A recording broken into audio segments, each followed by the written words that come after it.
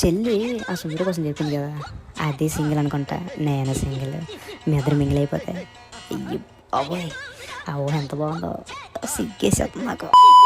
ఏంట్రా తెగ ఆలోచించేస్తున్నావు? ఏం లేదే, చెప్పు. చిట్టి చూడు. అరే సుందరి సింగిల్ అనుకున్నాం కదరా, తను కమిటెడ్ అంట ఆల్రెడీ.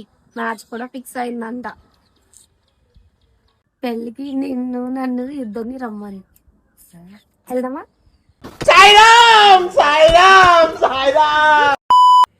ఏట్రా సడన్ గా అంత డల్ అయిపోయావు? జీవితంలో ఏం జరుగుతుందో ఎందుకు జరుగుతుందో ఏం అర్థం కావట్లేదు. అది కాదు చెల్లి, ఇప్పుడు వాళ్ళిద్దరు పెళ్లి అయిపోతుంది కదా, ఆ పెళ్లి అయిపోయి రిపీట్ అనుకో, మళ్ళీ మన కంటిన్యూ అయిపోవచ్చు కదా.